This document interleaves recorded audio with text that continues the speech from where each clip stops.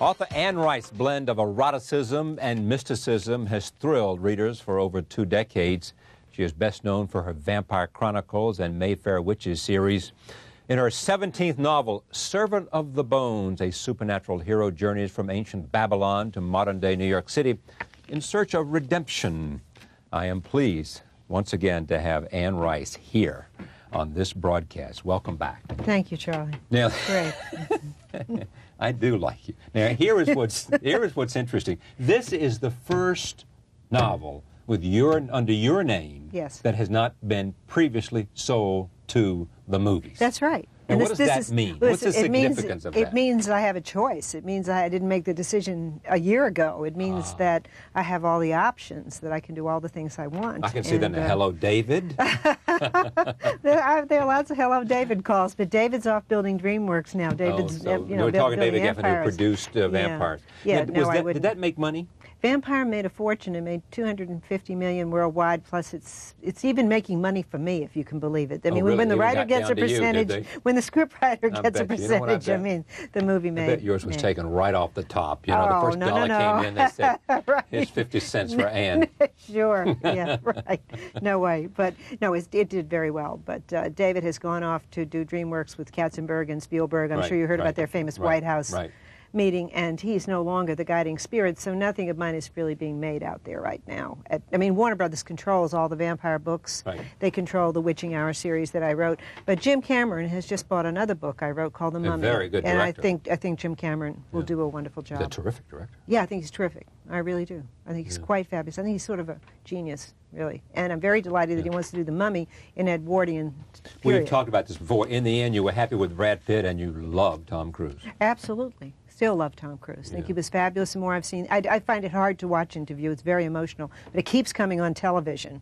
Like I'll walk into the room and there will be, you know, Tom dying on the floor, stabbed by Claudia. Yeah, right. And I think, oh my God!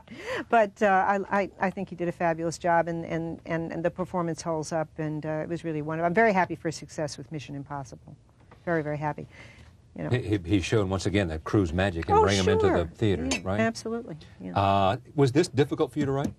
Because you said here last time when you were talking about Menach the Devil, you said that the experience was agonizing. Was this agonizing? This was agonizing. I wanted to take I wanted to create this spirit here, Azrael, that is really tricked into doing something that he thinks is for God, but it turns out to be something with a hook and a catch. And he becomes a spirit or a ghost for 7,000 years, and then he reemerges in New York on Fifth Avenue. In present time. Yes, he witnesses a terrible crime. He doesn't know who's called him forth. You know, he's a spirit that's locked to his own bones, and the possessor of the bones is the master. He doesn't know who's called him forth, and he really has to start thinking for himself and deciding, do I have a soul and can I do something? So I was able to get in here and give what I thought was a very exciting global perspective of this spirit, emerging from ancient Babylon, 600 BC, when, by the waters of Babylon as we lay down, etc. I was able to talk about East and West, what was going on the news, what he saw around him, all of this. And that was very exciting to me, to bring the contemporary world into this, yet still use the supernatural and the paranormal, which have always been so powerful for me as tools. So I had a ball with it, but it was tough. It was. Yeah. He's not a vampire. No, he's not a vampire. He's a ghost. He's a ghost who's locked to these golden bones. And he's a ghost who's told that he must do evil, and he decides, maybe I'm just not going to do that. So he gets an opportunity in the 20th century to stop something extremely evil, And that was very exciting to me. And what I'm right was, there's a great deal in it about terrorism, a great deal in it about genocide, a great deal in it about the problems that are in the news right now that are concerning me, that are obsessing me every night. What are you obsessed by? Those subjects? Sure, You're obsessed by terrorism when you see what happened in Atlanta, and what you see if I had my life to live over again, I'd become an anti-terrorist. I'm thinking of going to the government now, volunteering. Do you want me to be an anti-terrorist? I'll go in and get those guys. I mean, really, terrorism is unspeakable because it strikes at the innocent and the completely powerless. You could call on some forces to oppose them that we may not I would do it. access to. I would do it in a minute. I would do it in a minute. But anyway, this book is kind of about that. It's certainly a supernatural novel. It's a ghost story, but it's also about all of that. Now, what is this about Antonio Banderas, who's an actor? Did you base this, or you were Yeah. thinking about him, Yeah. or you were I wanted a model. eroticizing about him or something when you were... Beg your pardon. I wanted a model for Azrael. I wanted a model, you know, Azrael, and my characters look too much alike. You Right. know, they're all feline, androgynous, gorgeous, you know, irresistible. Are they And all I was- bisexual? Yeah. And I wanted a model for Azrael, and I chose Antonio consciously because I thought Antonio Banderas is not only just one of the most beautiful men in the world, he's an extraordinary actor. He's a Latin lover, and yet he's a magnificent actor. And he had so knocked me out with the sensitivity he had displayed in the movie Philadelphia, where he played a homosexual lover of Tom Hanks. I had so loved him in that last scene when Hanks was dying. You know, I thought the man's range is incredible. And then he can turn around and do, you know, Assassins with Stallone and so forth. So I picked him as the physical model for Azrael. So in a way, this is my book for Antonio in a way. But I mean, it's, you know, Antonio is not Azrael and so forth. And Antonio knows this. I mean, I told him. You know. You sent him what? You sent him a copy of the book? And Oh, said yeah, this, yeah, yeah, and said I you were did. the model for, but... Yes, I Yeah. did indeed. Now, But that why- doesn't mean anything. I'm just, you know, this means absolutely nothing. He may not have the slightest interest. I mean, he's very cordial to me. I spoke to him after an interview with the vampire, and he was wonderful. I think he did a great job in the film. You liked him. That's how you first became I think he's aware extraordinary. I think we're in a time right now of extraordinary actors. Antonio Banderas, Gary Oldman, Ray Fine, Tim Holt. We have a whole bunch of them. I'm leaving out some. I can't think Well, of them sure, all. You know, yeah. but we have really versatile young actors right now. You remember when 10 years ago it was mainly the New York street crowd? I mean, they were great, mean and they're Pacino still and great. those guys? Sure, yeah, Pacino De and De Niro. Niro and Pesci and so forth. And I still will go to any movie where they're going to kick somebody to death, you know, mafia style. But that was at that time of him. Well, they do a their lot more than that. their range, but I mean, well. Now, But why you are- know what I mean. I do. Raging Bull was magnificent, but the range of those That was actors made had in a the limit. 50s, wasn't it? No, it was No, the 70s, no, actually, made by yeah, Scorsese in the yes, 70s. Scorsese, and that was a great movie. Great Why movie. are they all bisexual? My characters? Didn't we get into this last time? We did, but I wanted to, because you...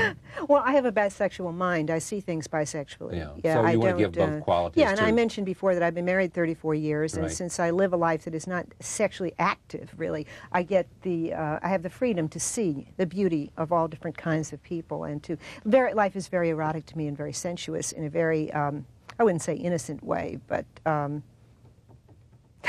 non-active way.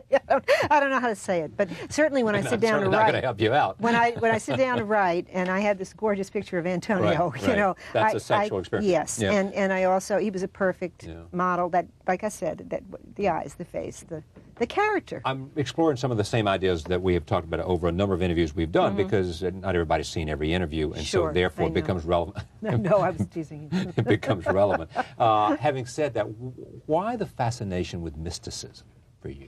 Doesn't everybody care about where we came do. from? I mean, do you Is that- realize by we're that- going is that to what die? Is that what mysticism Well, is? well, A concern you about had a where we guest came on from? earlier who said that most of us were going to die. I mean, you know, all of us, to the best of my knowledge, are gonna die. right? Yeah. I mean, don't you care? I don't understand why everybody isn't obsessed with mysticism. I mean, this book is about why are we here? Who can we listen to? Who is God? Who are God's representatives? You know, what do you do? This young man, Azrael, is told that he can save the Jews and get them back to Right. Jerusalem if he cooperates with Cyrus the Persian in the famous year when Cyrus came into Babylon and liberated the Jews. And they did go home to Jerusalem, in fact, and they rebuilt the Temple of Solomon. But he's also tricked into something. He's tricked into something. And so I'm asking the question, well, you know, who can you listen to? Who's the priest? Who's the God? Who's you know, what is it about? Then he comes up in the 20th century, sees this murder, and finds himself involved again with a modern religion, a sort of huge televangelist church, and some complexities. And I did a great deal of research, by the way, on the Hasidim for this book, because Yeah, I have what is it? several scenes set.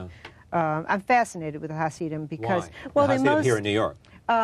they most resemble, for me, the kind of Catholics we were back in the 40s.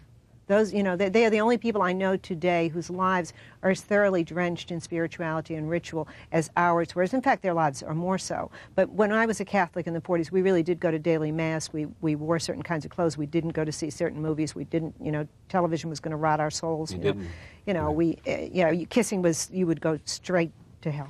And the Hasidim. Now I understand what happened to you. But I tell you what we had was a spirituality. We had a great spirituality. If you think that sex and kissing will send you to hell, then that's put you on the wrong road right there. Well, I'm one of the more famous pornographers in America. I think we know that. So you came out all right. I want to see if all those people who read the book go to hell. Yeah. I don't know. I don't think they're going to go to hell. But mysticism flows out of everybody's concern about where they came from and where they're going. Yes, it does, and it's also something very deep in most horror fiction. And I am writing horror fiction. What separates me from many writers is I believe that a horror novel can bear the burden of all you know and all you care about. And I believe I can make this a great book, even though I'm talking about charms and spells and genies and magicians and so forth. So that I tried very hard to do that. And I hope this book will have a great moral impact on those who read it, as well as being a thrilling tale. I think it should be all that. Who else did you research in terms of putting together this story? What other kind? You went to the Hasidim, and what else? I researched a lot about Babylon and about Sumer. I buried myself in the history of the Middle East. I got extremely involved in the whole history of what we call the Holy Land, where there has been endless war for the last 7,000 years. It was a new experience. I had always been somebody fascinated by Egypt, and I found, when I went back into the history of Babylon and Assyria and Sumer, I found us. This is really from what we descend, through the Hebrew Christian tradition. This is really our lineage. Now, ancient Egypt is still mysterious. Nobody really knows what they were thinking. How long does it take you to do this? Well, the research that you do. I was doing research for this while doing Memnoch the Devil. Both books came out. Memnoch the Devil was the last book where Lestat confronted God and the devil. Right. Both books really came out of the same research.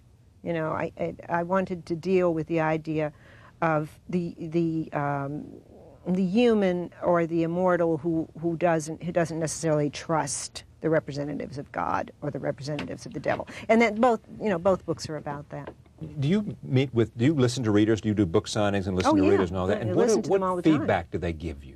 Well, they give me a tremendous feedback on the spiritual aspects of the books. Horror readers and science fiction readers really love lush language, they love poetic language, and they love ideas. That's always been true. You can go to the dinkiest little science fiction store in the slums of a big city, and you will find people standing in there talking about the philosophy of, the various science fiction writers. They've always been extremely sophisticated. And so from the very beginning, they have given me feedback on that. I just did a signing in New Orleans in a church. We were talking about that earlier. You bought a church. This was not a church I bought. Yeah. This was a church that I was baptized in, made my first communion in, and is now no longer consecrated because it needs immense repair. And I did my signing in it in order to bring 2,000 people to it. And I signed for 8 hours at the altar about 2 steps from where I made my first communion. It was a very, very weird experience. But people coming through that line over and over again talked about what the meaning of the books were. It's not just we enjoy them, they mean so much. And when you get on radio shows where you have these call-ins, I bet they do that up one side and down the other. Yeah, they do, actually. The meaning of the books. Yeah, they do. And what about the internet? Do you do that kind of interactive stuff? I'm connected with something called Salon, but I barely understand what it is. Salon. Well, it's a new company that's trying to... Yeah.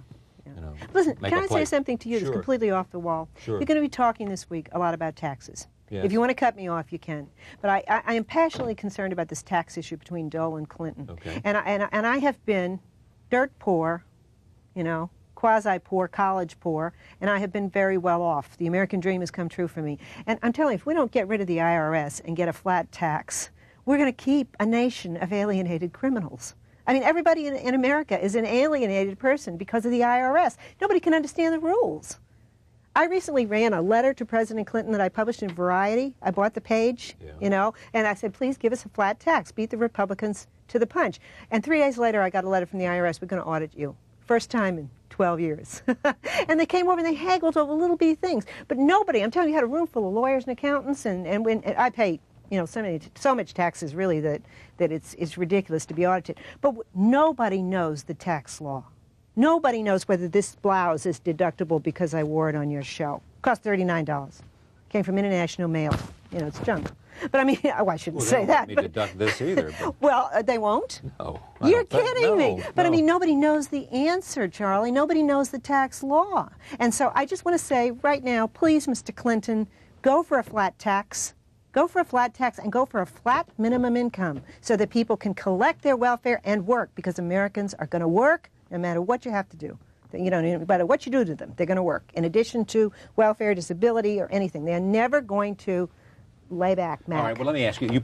You obviously voted for President Clinton, I did indeed. I registered for the first time in 15 years, and I think he's terrific, and I think he's had one of the most astonishing administrations I've ever seen. I mean, the country has had biblical weather. I mean, foreign politics has been beyond belief. Yeah, there has been, war everywhere. I mean, has so much ever happened to one president? All right, well, let's stay with the tax thing. It's very interesting to me, as you know, because of politics. Would it cause you, if President Clinton doesn't advocate, a simplified tax form, something close to flat tax, which he's not going to do, would it cause you to change your opinion and vote against him? Is it a powerful enough issue for you to vote for Senator Dole? No, I will vote for Clinton.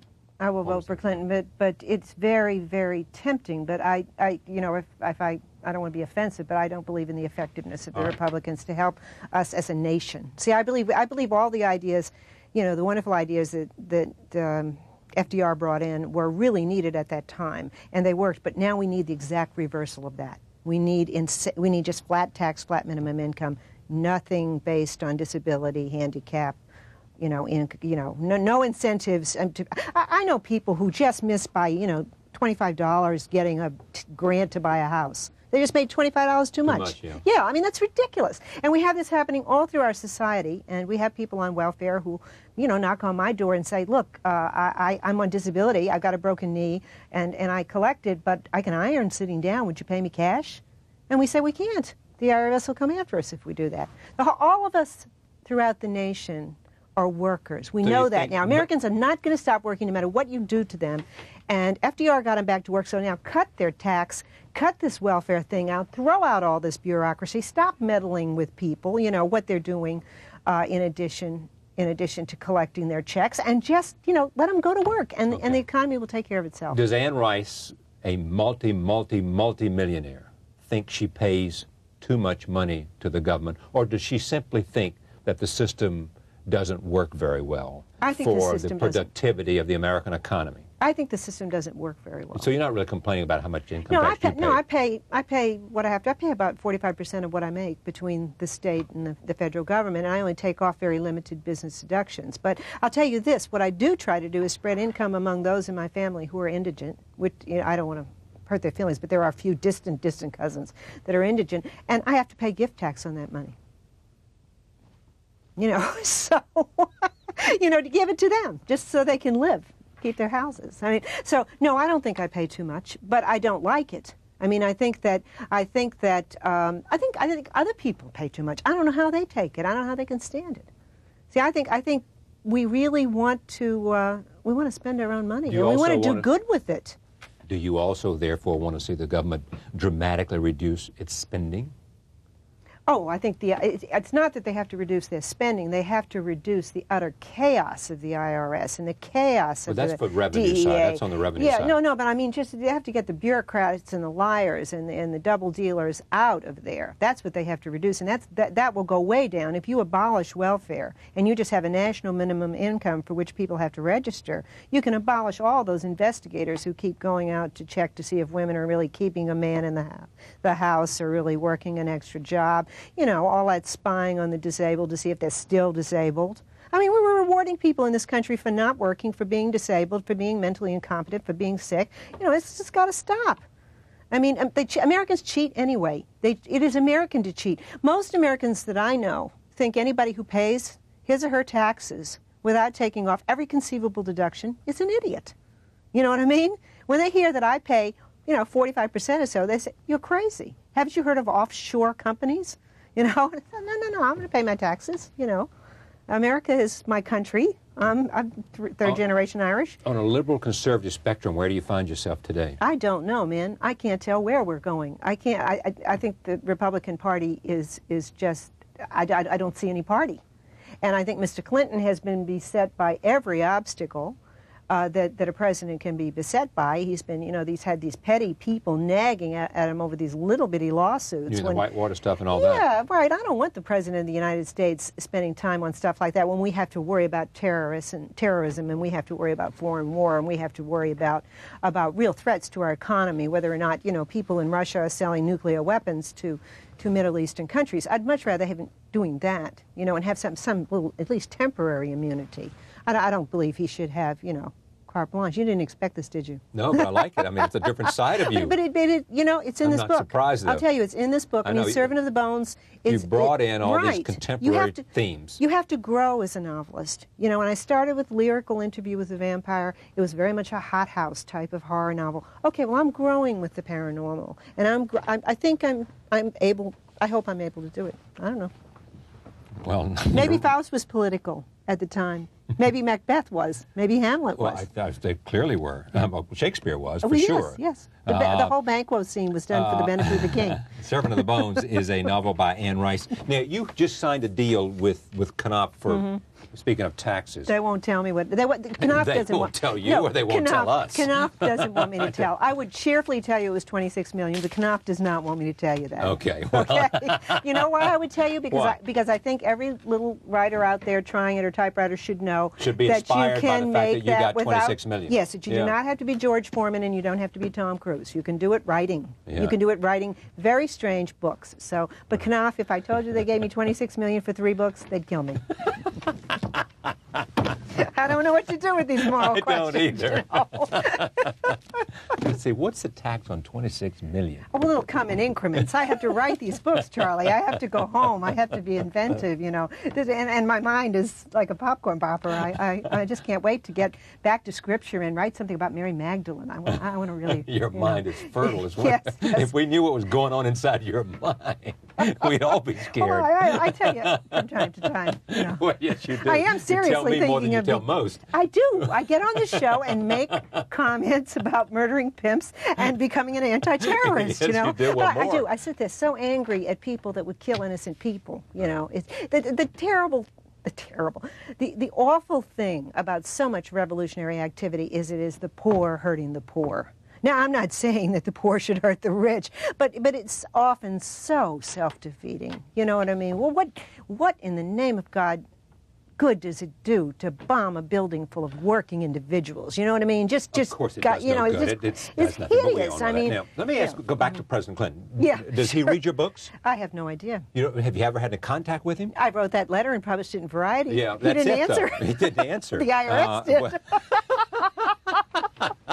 By the way, they didn't find much. They settled for a very tiny amount of money. I know. But nobody knew what was what. I mean, it was truly an example of how no one knew what was deductible. But I'm surprised. The president reads, and he reads lots of mysteries. I would assume that at some point he's picked up an Anne Rice. Let's assume he reads the books. He's from Arkansas, man. That's the South, I expect some loyalty. Yes, you do. But I'm not going to accuse him of reading my books. You just said you voted for him, and you're going to vote for him again. Yes, I'll vote for him again. I'll do anything for him. Even though most of your philosophical leanings seem closer to the opposition. Well, the Republicans are saying this now, but I mean, look what the Reagan years did to the middle class. I mean, I felt that Reagan hurt the middle class terribly. I mean, with what he did, anybody could have come in and thrown half the nation out of work. We could have stopped inflation. Jimmy Carter could have done that. We know that, I mean, but so no, I can't forgive the Republicans for that, and I cannot vote Republican. And I admire Mr. Dole. I think he's a nice old guy, I mean, he's this very sweet, nice old man. He was much admired as a Senate leader. What I don't understand is how we can have a president with the dynamism and power of Clinton, and not have more recognition for that strength. I'm not having You know what? There's got to be this guy. Are you trying to cut us off? Yes. Yes. For God's sake. Okay. Okay. It's been fun. She's unstoppable. Once you wind her up, she just goes. Well, you got me on a subject. Antonio Banderas and Bill Clinton are 2 very good-looking men. Yeah, they are. I guess that'll do it for you. Servant of the Bones is the book by Anne Rice. We thank you for joining us this evening, and we'll see you tomorrow night. Hootie and the Blowfish. Join us then.